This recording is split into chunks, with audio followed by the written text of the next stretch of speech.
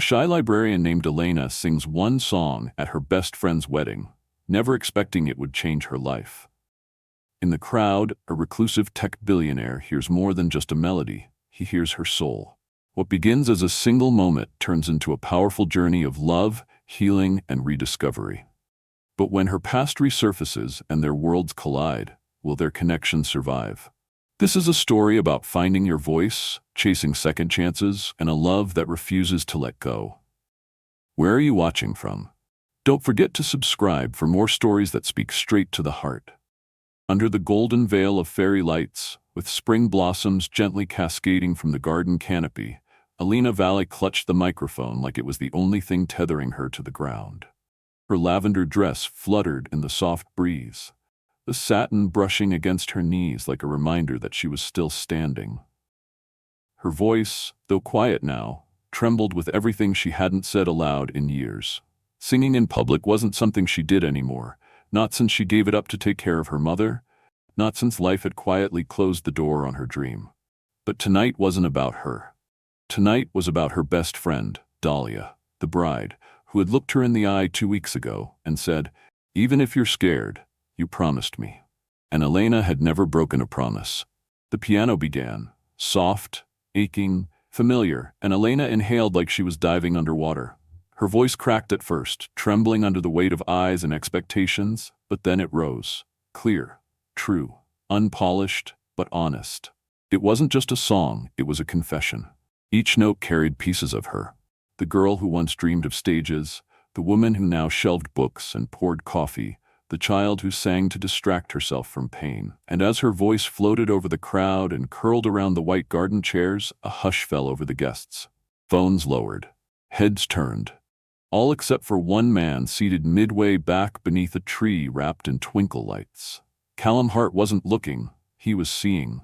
The moment her voice faltered slightly on a high note, his gaze sharpened, his glass of untouched whiskey forgotten on the table. He didn't know her name, didn't know her story, but something in that imperfection made the performance feel real, raw, unfiltered.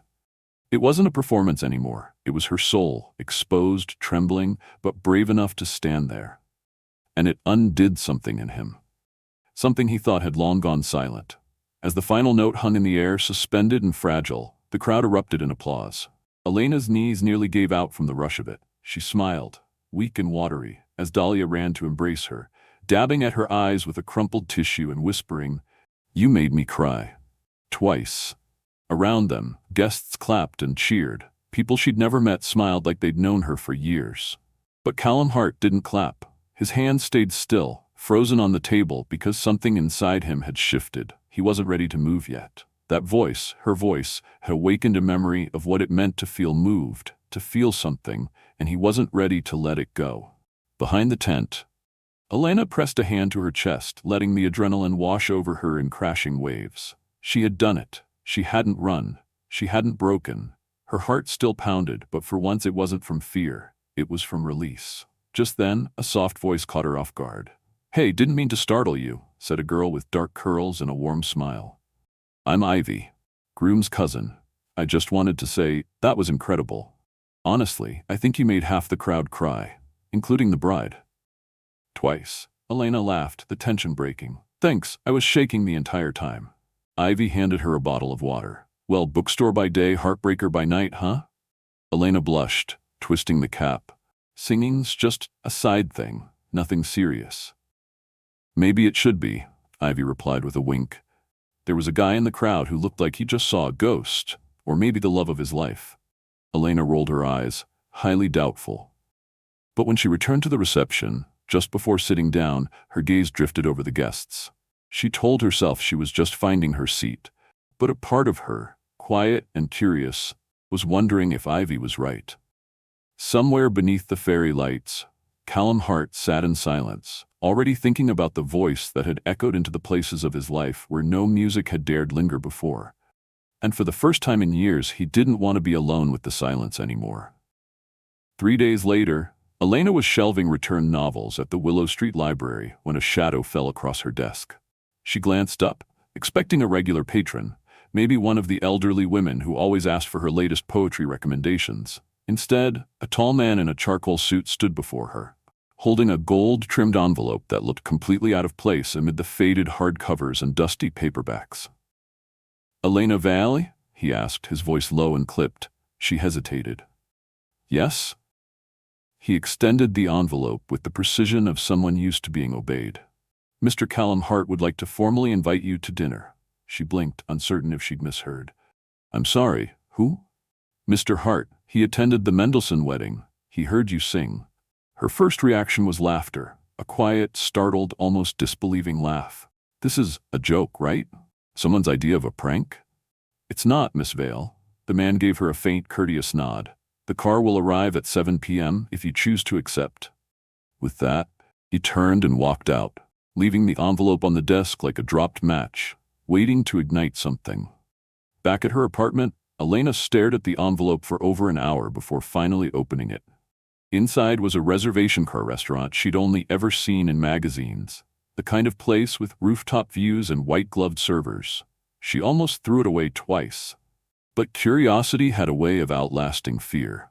That evening, she slipped into a soft navy dress borrowed from her best friend, paired it with her most reliable flats, and let the car take her to a world she never imagined stepping into. The restaurant was perched atop a glass skyscraper, with a view of the city that stretched endlessly into twilight.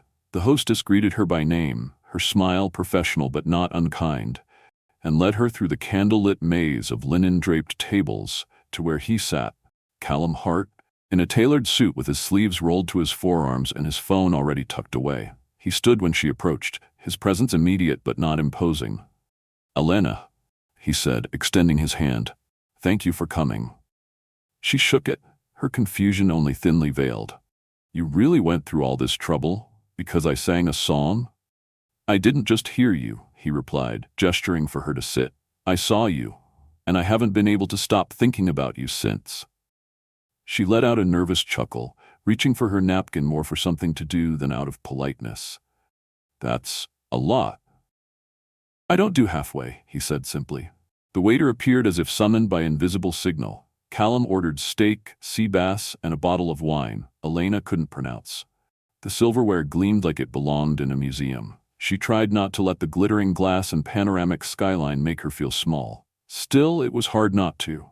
But then, as the evening unraveled, so did her guard. He asked questions, not the usual kind, but real ones. About the bookstore, her mother, the songs she sang.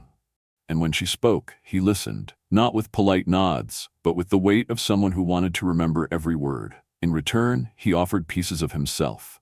How he'd inherited his company at 21 after his father's sudden passing. How the image people saw, the stoic, composed billionaire, was often armor for the pressure he lived under. How most people only saw the power, not the isolation. By dessert, the linen napkins no longer intimidated her. She found herself laughing, truly laughing, for the first time in what felt like months. "You know this is crazy, right?" she said, eyeing him over the rim of her water glass. "We don't even really know each other."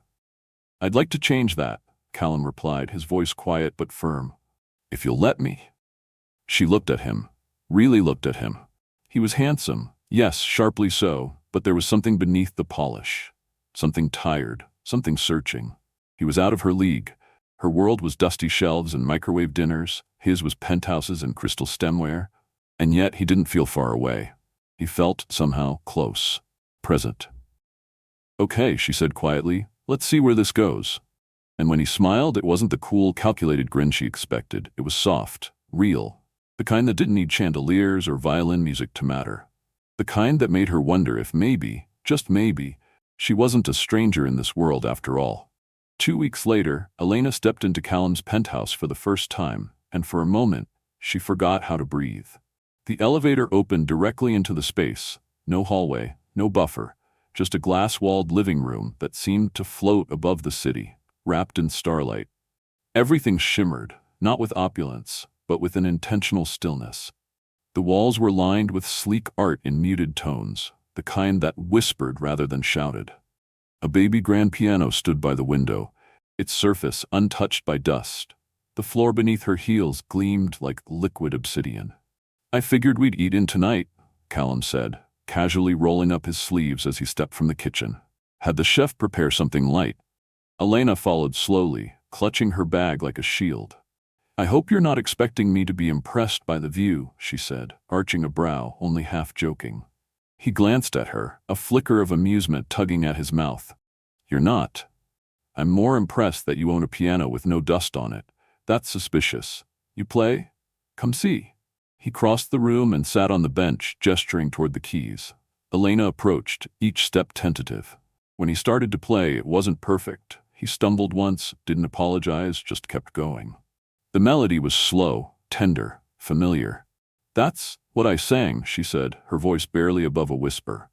"I know," he replied without looking up. "It's been stuck in my head since the wedding. You memorized it?"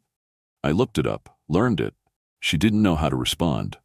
No one had ever done something like that for her. Not her ex, not her music teachers, not anyone. And especially not a man like Callum Hart. When the song ended, the silence that followed wasn't awkward. It was thick with something unspoken.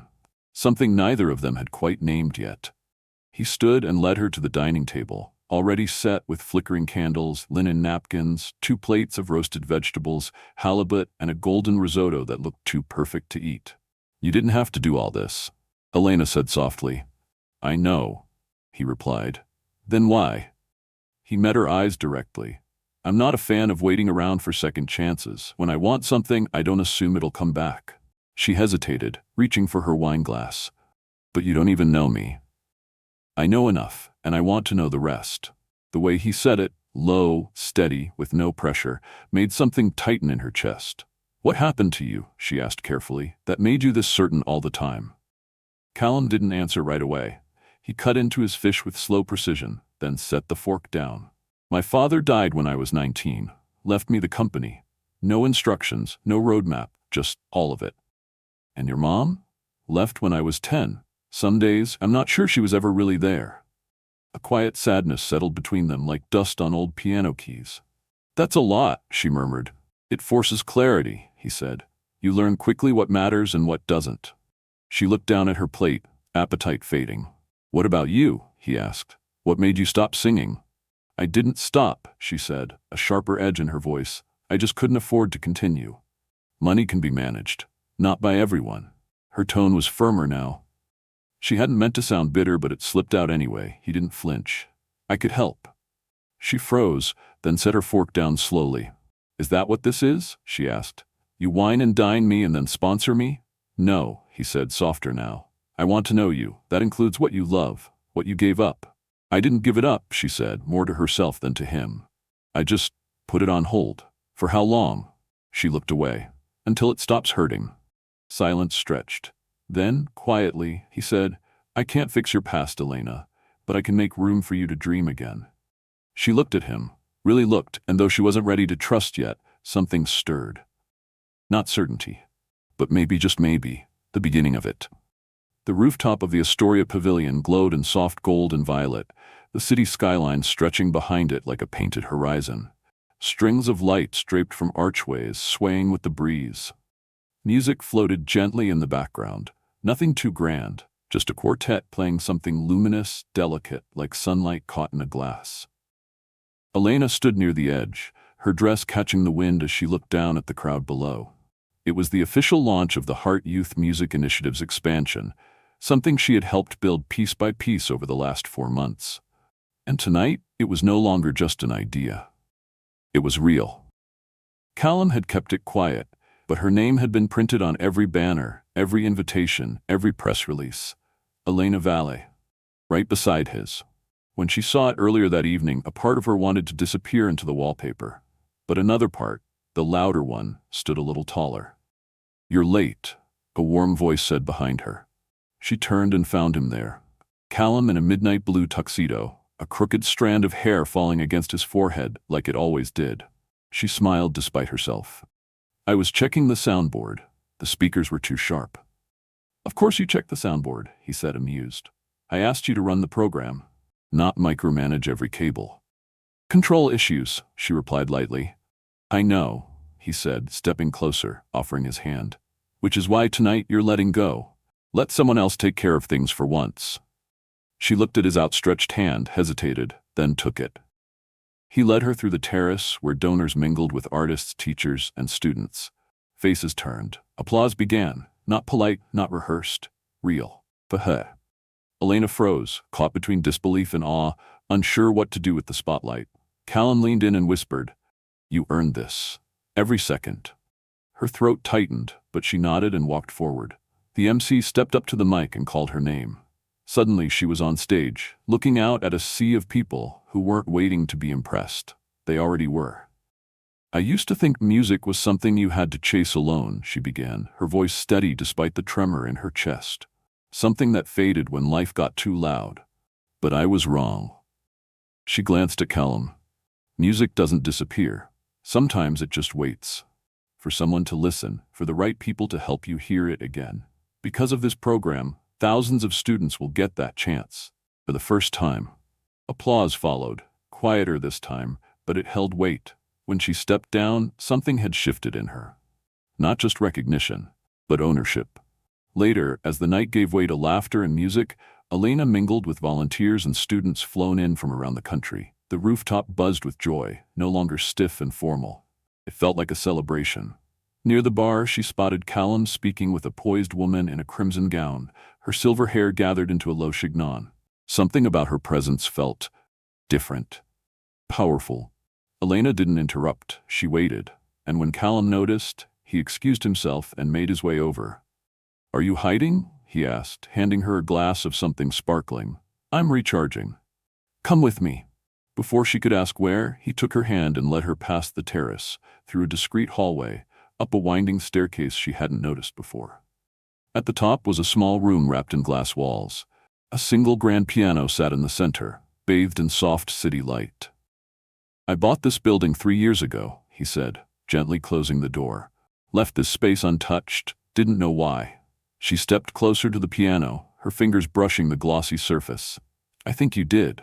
Callum reached into his jacket and pulled out a small velvet box. Elena's breath caught. "Callum." He didn't open it. "Not yet. I've spent most of my life trying to control everything," he said. "My company, my image, my heart. But then you sang, like you'd never been told to be quiet. And you undid me." She looked at him, eyes wide, throat tight. "I didn't fall in love with you because of your talent," he continued, "or your strength, or your mind, though you are all of those things. I fell because you make the world feel like it's worth slowing down for." He opened the box. Inside was a ring, simple, elegant, a single emerald-cut diamond in platinum. "I'm not asking you to give anything up," he said. "I'm asking if I can be part of what you're building, if I can stand beside you." Elena stared at the ring, then at him. Without a word, she reached in, picked it up, and slid it onto her own finger. "That's a yes," he said, exhaling in disbelief. She nodded, smiling. "That's a yes." The brownstone on West 12th Street didn't look like much from the outside. Weathered brick, iron railings, a crooked stoop that creaked beneath your feet. But Elena stood in the middle of the second-floor living room, barefoot on hardwood floors still warm from sunlight, and knew this was home. It wasn't a place of marble and glass like Callum's penthouse. It didn't need to be. This was the place where walls would know music, where windows would hold laughter, and where silence wouldn't feel like absence. It would feel like peace. They hadn't rushed to move in. They took their time. Piece by piece, the space grew around them. Elena found second-hand chairs with worn floral patterns and stories stitched into every faded thread. Callum installed a coffee machine that ground beans just the way she liked, even though he barely drank coffee. They argued over paint colors. She wanted warm ochres, he leaned cool gray, but somehow always found a middle shade that surprised them both. Upstairs, the attic had been transformed into a soundproof studio, walls lined with soft panels, shelves stacked with vintage records and blank notebooks. Callum had done it quietly, without fanfare. "I didn't want you to feel like you had to ask for space to create," he'd said, the first time she stepped inside. And create, she did. The album wasn't loud, it didn't break charts or flood airwaves, but it was real. Filled with late-night lyrics scribbled on receipts, melodies hummed while the pasta boiled, harmonies built from moments she didn't even realize she'd been holding on to. When it finally released, it found its way into kitchens and headphones, waiting rooms and long drives. It wasn't viral. But it mattered. One morning, Elena sat cross-legged in the studio's window nook, watching the sky bleed into dawn. A message blinked across her phone screen. "Your album helped me remember how to breathe." "Thank you." She stared at it for a long time, letting it sink into the quiet. Not all impact needed applause. Callum never hovered. He didn't try to steer her songs. He simply stayed, present, supportive, steady. Some nights he'd sit outside the studio with a book, waiting until she was done recording, just to walk her downstairs in silence. They didn't rush into forever. They didn't need to. Love, they had learned, wasn't about racing to milestones. It was about rhythm. Theirs wasn't always smooth, but it was theirs. Real and imperfect. On warm evenings, they would sit on the rooftop under tangled string lights, her feet in his lap, his head tilted back to the stars. One night, Elena reached for his hand, threading her fingers through his. "I still remember what you said," she murmured, voice low, "about wanting to be part of the song." Callum looked at her, no hesitation in his gaze. "I meant it." She smiled then, soft and sure. "Then, let's write the next verse." Some weeks later, Elena returned to the old library where she used to shelve books and dream quietly in corners. The same bell chimed above the door. The same scent of paper and cinnamon tea lingered in the air. Mrs. Alden, the owner, spotted her and rushed forward with tears in her eyes. "I saw you in that article," she whispered, pulling her into a hug. "You looked like a woman who finally caught her breath." "Maybe I did." Elena whispered back, heart full. Callum wandered the aisles while she chatted, fingers drifting over familiar spines. She found him in the poetry section, holding an old volume of Rainer Maria Rilke. "You used to quote this one," he said, offering it to her. She looked at the page. A passage about not belonging to people or places, but to moments that change you. "You remember that?" "I remember everything." That night, they walked through the small park near her old apartment. A jazz trio played near the fountain. A little girl in a tutu dashed past, ribbons trailing like comet dust. Elena watched her and whispered, "There was a time I thought this was all I'd ever have. Window shopping dreams, second-hand books, singing to no one." Callum stopped, gently turning her toward him. "And now?" She looked up at him, eyes shining. "Now I have a front-row seat to my own life, and someone to share it with." He smiled, brushing a strand of hair behind her ear. "There's something I haven't told you." "What?" "I bought the brownstone, the one across from the music school in the West Village." She blinked. "The one I always glance at when we drive by?" "I had the top floor turned into a studio, not because I expect you to use it every day, but because I never want you to feel like you have to ask for space again." She stared at him, overwhelmed, then kissed him slow, grateful, certain. That night they stood together in the new studio, nothing inside but blank walls and possibility. "We'll fill it with whatever you want," Callum whispered. "Music, silence, laughter. You choose." And for the first time, Elena knew she could. Sometimes the most extraordinary chapters of our lives begin in the quietest places. A borrowed dress, a hesitant song, a conversation over dinner that feels too vulnerable, too real. Elena's story reminds us that you don't have to be the loudest in the room to be heard, and you don't need a perfect past to deserve a meaningful future. What matters most isn't the stage you're on. It's the courage to step onto it, even when your voice shakes. True connection doesn't come from perfection, it comes from presence. From someone seeing your worth not because you fit into their world, but because they want to build one with you. Callum didn't save Elena, he believed in her. And that belief gave her the space to rediscover the pieces of herself she thought were lost. We often wait for permission to chase our dreams, to speak our truth, to ask for more. But maybe what we're really waiting for is to remember we're allowed to take up space, to be seen, to belong. Whether you're singing at a wedding or designing a music program for kids who've never held an instrument, your voice matters. Your story matters, and it's never too late to begin. Let us know in the comments. Where are you watching this from? And if this story touched you even a little, hit that subscribe button so you don't miss the next one. Your presence here means everything.